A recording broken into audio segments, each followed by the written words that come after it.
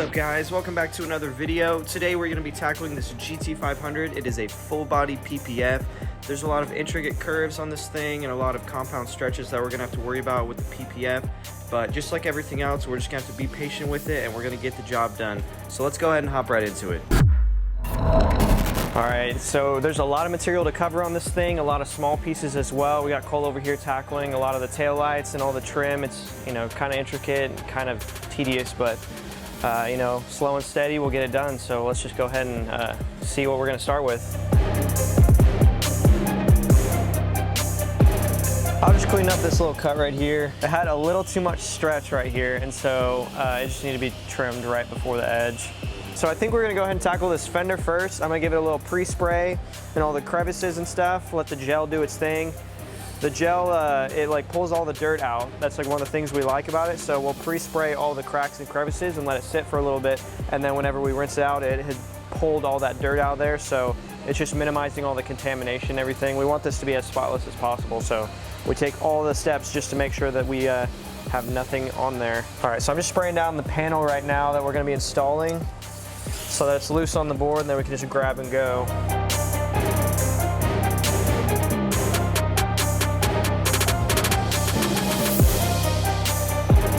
As far as this panel goes, I'm probably going to be watching out for this stretch on the front right here where it comes to a point. We want to make sure that the lineup is really good right here. You don't have a lot of room, and so if you can get that really nice and tight on there, then you don't have to go back and trim it or deal with any of that extra stuff. You can get it good the first time, then it just saves you time down the road. Other than that, it's really not that challenging. We're just gonna line up these front points right here, and then we'll be able to go and stretch from towards the front.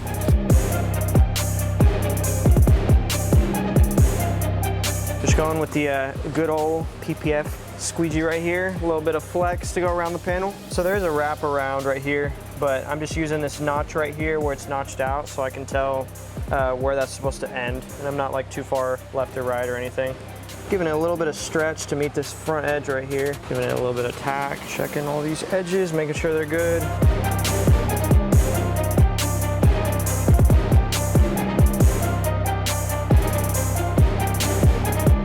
John's working on the rocker because he's just like the best in the business.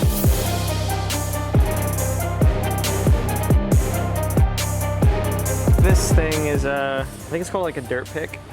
And whenever there's a little fuzz or something, you just slide it up in here and you know, give it a little twist, and it like wraps it around the burrs. Because it's got like little burrs on the end. It's better than, you know, putting your fingers back there and like putting more junk in there. I'm just gonna try and tuck these edges before we move on to the next thing. You just gotta make sure that you're not trapping any liquid right before the edge. You could get like a liquid line there, so basically I just use a towel so I can slide the liquid right behind there, and it kind of pushes it out on the other side, and the towel just soaks it up.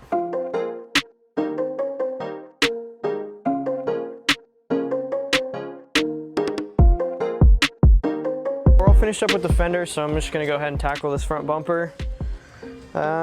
Might be kind of tricky, but we're just gonna wing it, do our best. There's a bunch of reference points, like, you know, going off of all this, you know, it's like easy to tell where the template is supposed to fall, so I don't think it'll be too bad.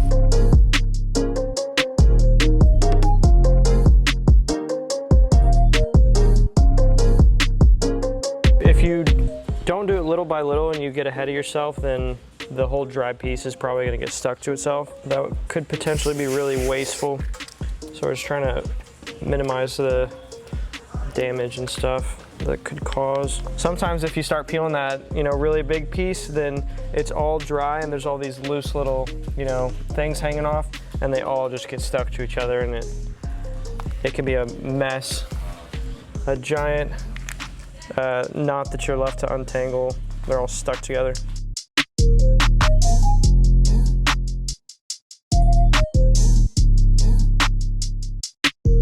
Right now we're just getting it put up here, and then once it's all like loosely up here, I'm just gonna try and center it and then go for my reference points out from the middle.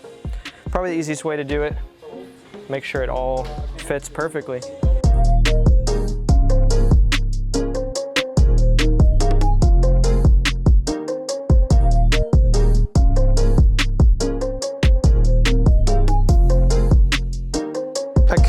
stretch and doing things in the right order is like kind of tough, because initially I went from here and I stretched down this way so that I could then stretch this way, but it was ending up falling short here. And so what you actually have to do is stretch in here first and then come back down this way. And so sometimes it's a little bit of trial and error just to figure out the right steps.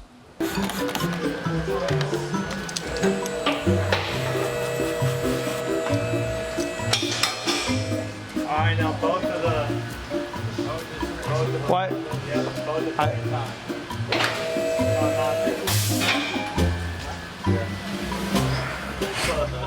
I think whenever I made the template, I should have extended this edge right here. That just probably would have made it way easier. And so then when I was fighting with it, I wouldn't have to like adjust this up and down like all that. It would just have enough right here and then we could just cut it. But that's one of those things where you just learn what would be easier, because all I would have to do is just extend this right here. I would have been done a long time ago.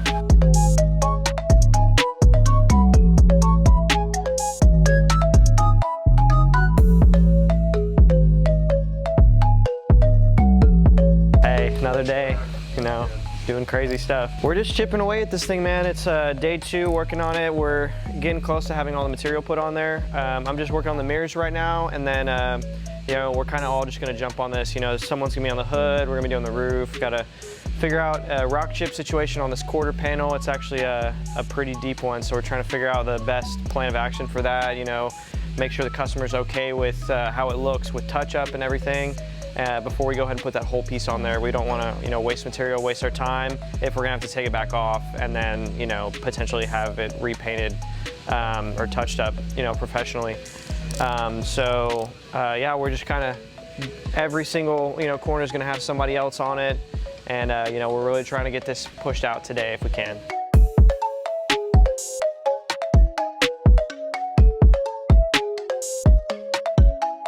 Just trying to make sure that, you know, I get the cut right the first time, so I don't have to go back there and, you know, make like a jagged, doctored up cut. You want it to be one and done.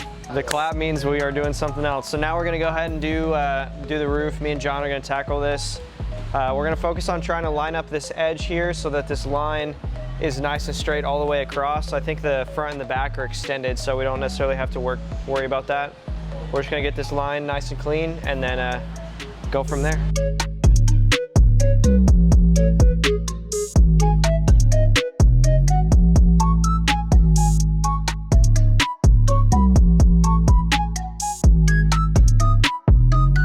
The install, yeah, the install's great. Phenomenal job as usual here at WgAuto, you know. We're doing a bulk piece for the hood. Normally, like any hood that we do here, we just do bulk because it's easier.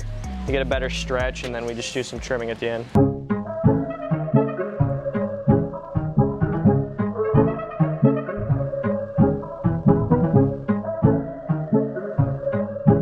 All right, we got it all squeegeed out. Just, there's a lot of trimming on this hood, so just gotta take the time and the patience to do that real quick. Or not really real quick, I guess, but we'll get it done.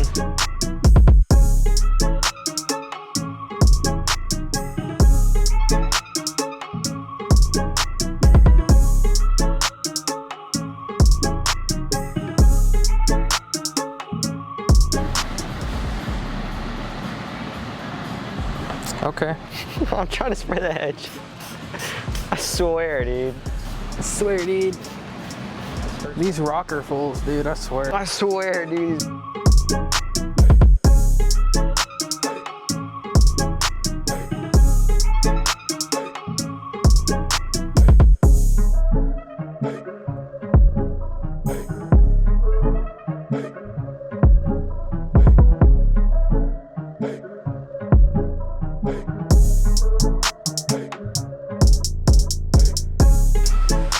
All right guys, so we got the full body PPF all finished up on this GT500. We're just gonna give it one final look over outside and check for any lifting or contamination or bubbles or anything like that. And then this thing's gonna hit the road ready for the customer. So thank you guys for watching, and we'll see you in the next video.